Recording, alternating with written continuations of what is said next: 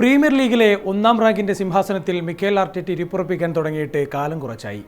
ആദ്യം നെഞ്ചുവിരിച്ച് ആരുണ്ട് മുട്ടാൻ എന്ന ഭാവത്തിലായിരുന്ന ഇരിപ്പെങ്കിൽ ഇപ്പോൾ നെഞ്ചൽപ്പം ഇടിക്കുന്നുണ്ട്. കാരണം എത്തിഹാദിൽ നിന്നും അറേബ്യൻ മണമുള്ളൊരു മണൽക്കാറ്റ് വീണ്ടും വീശിയടിക്കുന്നു. പലതവണ തങ്ങളുടെ മോഹങ്ങളെ കരയിപ്പിച്ച കാറ്റിനെ അതിജീവിക്കുക എന്ന വലിയ ദൗത്യമാണ് പീരങ്കിപ്പടക്കുള്ളത്. അംഗങ്ങളേറെ കണ്ടും ജയിച്ചും തിരിച്ചുവന്നും പരിചയമുള്ള പെപ് ഗാർഡിയോള ഉണർന്നെണീക്കുമ്പോൾ മിക്കേൽ ആർട്ടറ്റയ്ക്ക് ലഭിക്കുന്നത് ഉറക്കമില്ലാത്ത ദിവസങ്ങളാണ്. 18 മത്സരങ്ങൾ അഥവാ ലീഗ് പാതി പിന്നിടുമ്പോൾ ഒന്നും പറയാനാകാത്ത സ്ഥിതിയാണ്. ഒരൊറ്റ ജയം കൊണ്ട് എങ്ങോട്ടും മാറി മറിയാം. ഗണ്ണേഴ്സ് 42 പോയിന്റുമായി ഒന്നാം സ്ഥാനത്തിൽ അള്ളിപ്പിടിച്ചിരിക്കുമ്പോൾ 40 പോയിന്റാണ് സിറ്റിക്കുള്ളത്. 39 പോയിന്റുമായി ആസ്റ്റൺ വില്ല ഇക്കുറി അപ്രതീക്ഷിതമായ പുതിയ പോർമുഖം കൂടി തുറന്നു. അടുത്ത ഏതാനും മത്സരങ്ങൾ ആഴ്സണലിന് അതിനിർണായകമാണ്. കാരണം ഡിസംബർ 31-ന് 2025-ലെ അവസാന രാത്രിയിൽ ഏറ്റുമുട്ടേണ്ടത് ആസ്റ്റൺ വില്ലയുമായി. അന്ന് വിജയിച്ചാൽ കോൺഫിഡൻസോടെ പോയിന്റ് പട്ടികയിൽ ഒന്നാം സ്ഥാനത്ത് തുടരാം. മറിച്ചാണ് വിധിയെങ്കിൽ ആസ്റ്റൺ വില്ല കൂടുതൽ കരുത്തരാകും. ടൈറ്റിൽ ചാലഞ്ച് വെറുമൊരു സ്വപ്നമല്ല എന്നവർക്ക് പ്രഖ്യാപിക്കുകയും ചെയ്യാം. ജനുവരി 3-ന് ഗണ്ണേഴ്സിന് മുട്ടാനുള്ളത് ബോൺമൗത്തുമായാണ്. പക്ഷേ ജനുവരി 9-ന് അവർക്ക് ലിവർപൂളിനെയും നേരിടണം. ജനുവരി 2-ന് സണ്ടർലാൻഡ്, ജനുവരി 4-ന് ചെൽസി, ജനുവരി 8-ന് ബ്രൈറ്റൺ എന്നിവർക്കെതിരെയാണ് സിറ്റിയുടെ അടുത്ത 3 മത്സരങ്ങൾ. ജനുവരി 17-ന് ഓൾഡ് ട്രാഫോർഡിൽ പോയി മാഞ്ചസ്റ്റർ ഡെർബിയും കളിക്കണം. ഗണ്ണേഴ്സിനും സിറ്റിക്കും ചാമ്പ്യൻസ് ലീഗിൻ്റെയും EFL കപ്പിൻ്റെയും കൂടി വർക്കിലോട് ഇതിൻ്റെയിൽ താങ്ങേണ്ടതുണ്ട്. സെറ്റ് പീസും ഡിഫൻസിലെ ക്വാളിറ്റിയും തന്നെയാണ് ഗണ്ണേഴ്സിൻ്റെ കരുത്ത്. 18 മത്സരങ്ങളിൽ നിന്നും 11 ഗോളുകൾ മാത്രമാണ് അവർ കൺസീഡ് ചെയ്തിരിക്കുന്നത്. സെൽഫ് ഗോൾ ഭാഗ്യത്തിൻ്റെ രൂപത്തിൽ അവർക്ക് കരുത്താകുന്നതും കാണുന്നു. ഗണ്ണേഴ്സ് അവസാനമായി നേടിയ 6 ഗോളിൽ 4 സെൽഫ് ഗോൾ ആണെന്നതൊരു വിചിത്രമായ കണക്കാണ്. പക്ഷേ സീസണിൽ 20 ഗോളെങ്കിലും അടിക്കാനാകുന്ന ഒരു സ്ട്രൈക്കറെ ആഴ്സണൽ ഇനിയും മിസ് ചെയ്യുന്നുണ്ട്. വിക്ടർ യോക്കെരസിന് ഇനിയും ആ ലെവലിലേക്ക് ഉയരാനായിട്ടില്ല. ലക്ക് മൊമെൻറ്റുകളിലും സെറ്റ് പീസ് ബ്രില്യൻസിലും മാത്രം ആശ്രയിച്ച് അധികകാലം അവർക്ക് മുന്നോട്ട് പോകാനാകില്ല. മറുവശത്ത് മെല്ലെ തുടങ്ങിയ സിറ്റി ഫുൾ ഫ്ലോയിലേക്ക് വരികയാണ്. 18 മത്സരങ്ങളിൽ നിന്നും 19 ഗോളുകളുമായി എർലിംഗ് ഹാലൻഡിന്റെ തന്നെ റേഞ്ച് വേറെ തന്നെയാണെന്ന് തെളിയിക്കുന്നു. ലിയോണിൽ നിന്നും സമ്മറിലെത്തിയ റിയാൻ ചെർക്ക് സിറ്റിയുടെ ക്രിയേറ്റീവ് ഔട്ട്ലെറ്റായും മാറിയിട്ടുണ്ട്. 22-കാരനിലൂടെ മറ്റൊരു കെവിൻ ഡ്യൂബ്രിനെ സിറ്റി ആരാധകർ സ്വപ്നം കാണുന്നുണ്ട്. മുന്നേറ്റത്തിൽ തിളങ്ങുന്നുണ്ടെങ്കിലും ഡിഫൻസ് സിറ്റി ഗണ്ണേഴ്സിനോടും സോളിഡല്ല.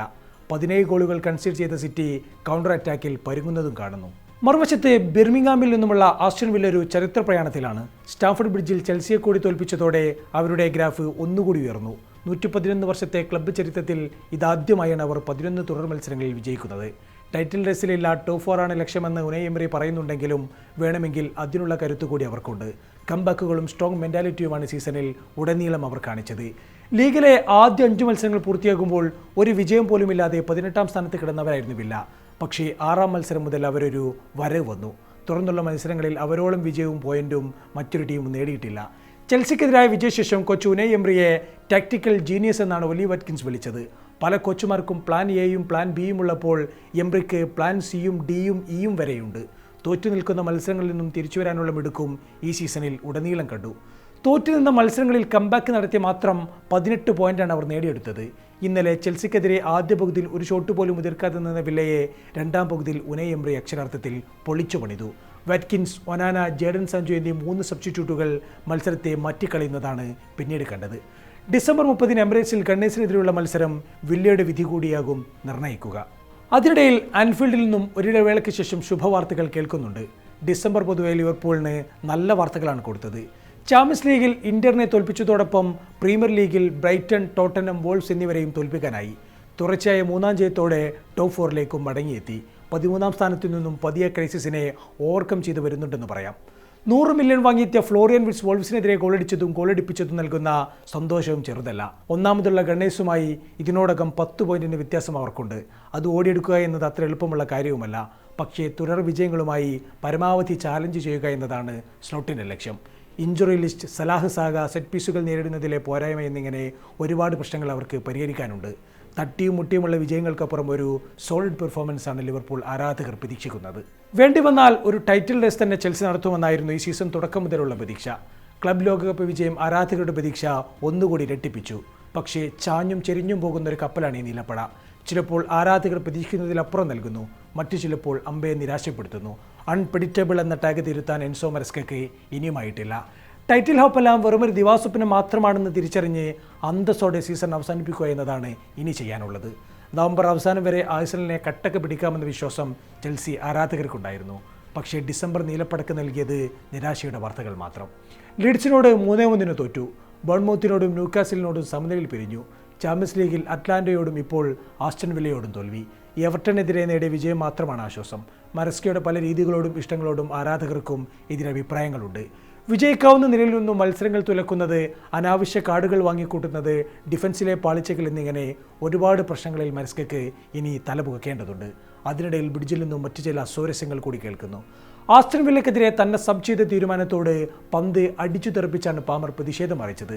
പക്ഷേ പാമർ നന്നായി കളിക്കുന്നുണ്ടെന്നും ഇനിയും മത്സരങ്ങൾ ഉണ്ടല്ലോ എന്നും പറഞ്ഞ് രംഗം ശാന്തമാക്കാനാണ് മരസ്കയുടെ ശ്രമം. ചാമ്പ്യൻസ് ലീഗ് പോയിട്ട് യൂറോപ്പ ലീഗ് പോലും ഇല്ലാത്ത അവസ്ഥയിലാണ് മാഞ്ചസ്റ്റർ യുണൈറ്റഡ്. എങ്ങനെയെങ്കിലും യൂറോപ്യൻ ടിക്കറ്റ് എടുക്കുക എന്നത് മാത്രമാണ് യുണൈറ്റഡിൻ്റെ ഹോപ്പ്. അടുത്ത വർഷം യൂറോപ്പിൽ കളിച്ചില്ലെങ്കിൽ എക്കണോമിക്കലി അടക്കം അതുണ്ടാക്കുന്ന ഡാമേജ് വളരെ വലുതായിരിക്കും. ജനുവരിയിൽ യുണൈറ്റഡിന് കഠിനമായ കടമ്പയാണ് താണ്ടേണ്ടത്. കാരണം ബ്രയൻ എംബ്യൂമോയും അമാദ് ഡയലോയും നുസൈർ മസ്റാവിയും അഫ്കോണിൽ പന്തു തൊടുകയാണ്. ബ്രൂണോ ഫെർണാണ്ടസ്, മത്തേസ് ഡെലിസ്റ്റ്, ആരി മൊഗേർ എന്നിങ്ങനെ പലരും പരിക്കിൻ്റെ ഷാഡായിലും. ഡിസംബർ 31 വോൾവ്സിനോടും ജനുവരി 4 ലീഡ്സിനോടുമാണ് മുട്ടാനുള്ളത്. പക്ഷേ ജനുവരി 17 ഓൾഡ് ഡാഫോർഡിൽ സിറ്റിയോടും 25 എമിറേറ്റ്സിൽ ഗണ്ണേഴ്സിനോടും കോർക്കാനുണ്ട്. പുതിയ സൈനിങ്ങുകൾ, സെന്നെ ലാമൻസ്, ബാർണി ചുവട്ടിൽ നൽകുന്ന സെക്യൂരിറ്റി, ചാൻസ് ക്രിയേഷൻ എന്നിങ്ങനെ ഒരുപാട് പോസിറ്റീവുകൾ യുണൈറ്റഡിന് ഈ സീസണിലുണ്ട്. കാണാൻ മനോഹരമെന്ന് വിളിക്കാവുന്ന പ്ലേയിങ് സ്റ്റൈലുണ്ടെങ്കിലും പ്രഡിക്റ്റബിളായ ബിൽഡപ്പ് പ്ലേ എതിരാളികൾ പൊളിച്ചാൽ ടീം പരുങ്ങുന്നതായി കാണുന്നു. ആരോടും ജയിച്ച് ഞെട്ടിക്കാനും ആരോടും പോയി തോൽക്കാനുമുള്ള സാധ്യത യുണൈറ്റഡ് ഇനിയും ബാക്കി വെക്കുന്നു. ബ്രെൻഫോർഡും സണ്ടർലാൻഡും ക്രിസ്റ്റൽ പാലസും എവർട്ടണുമെല്ലാം എന്തിനും പോന്നവർ തന്നെയാണ്. അഥവാ പ്രീമിയർ ലീഗിൽ ഇനി വരാനുള്ളതെല്ലാം ഇഞ്ചോടിഞ്ച് പോരുകളാണ്.